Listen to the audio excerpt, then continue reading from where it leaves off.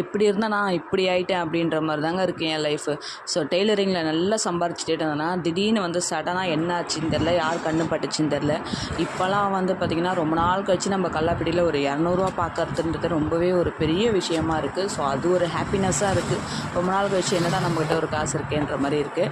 So இதுக்கெல்லாம் feel பண்ணால் எப்படி? பிஸ்னஸ்னால் அப் அண்ட் டவுன்ஸ் இருக்க தான் செய்யும். ஸோ அதெல்லாம் நம்ம ஃபீல் பண்ணாமல் விட்டுப்பட்டு அடுத்து என்ன பண்ணலாம் அப்படின்றத பார்த்துட்டு யோசிச்சுட்டு போயிட்டே இருக்க வேண்டியது தாங்க. அடுத்து நம்ம லைஃப்பில் என்ன பண்ணணும், அதை எப்படி க்ரோ பண்ணணும் அப்படின்றத பார்த்து தாங்க போயிட்டே இருக்கும். நம்ம முயற்சி பண்ணிகிட்டே இருந்தால் நம்மளாலே ஒரு நாள் சாதிக்க முடியும். ஸோ கண்டிப்பாக நானும் சாதிப்பேன். அது வரைக்கும் வெயிட் பண்ணலாம். எப்படி இருந்தால் நான் இப்படி ஆகிட்டேன் அப்படின்ற மாதிரி தாங்க இருக்குது என் லைஃபு.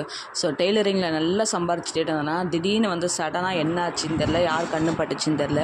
இப்போலாம் வந்து பார்த்திங்கன்னா ரொம்ப நாள் கழிச்சு நம்ம கல்லாப்பட்டியில் ஒரு 200 பார்க்கறதுன்றது ரொம்பவே ஒரு பெரிய விஷயமா இருக்குது. ஸோ அது ஒரு ஹாப்பினஸ்ஸாக இருக்குது. ரொம்ப நாள் கழிச்சு என்னடா நம்மக்கிட்ட ஒரு காசு இருக்கேன்ற மாதிரி இருக்குது. ஸோ இதுக்கெல்லாம் ஃபீல் பண்ணால் எப்படி? பிஸ்னஸ்னால் அப் அண்ட் டவுன்ஸ் இருக்க தான் செய்யும். ஸோ அதெல்லாம் நம்ம ஃபீல் பண்ணாமல் விட்டுப்பட்டு அடுத்து என்ன பண்ணலாம் அப்படின்றத பார்த்துட்டு யோசிச்சுட்டு போயிட்டே இருக்க வேண்டியது தாங்க. அடுத்து நம்ம லைஃப்பில் என்ன பண்ணணும், அதை எப்படி க்ரோ பண்ணணும் அப்படின்றத பார்த்து தாங்க போயிட்டே இருக்கும். நம்ம முயற்சி பண்ணிகிட்டே இருந்தால் நம்மளாலே ஒரு நாள் சாதிக்க முடியும். ஸோ கண்டிப்பாக நானும் சாதிப்பேன். அது வரைக்கும் வெயிட் பண்ணலாம்.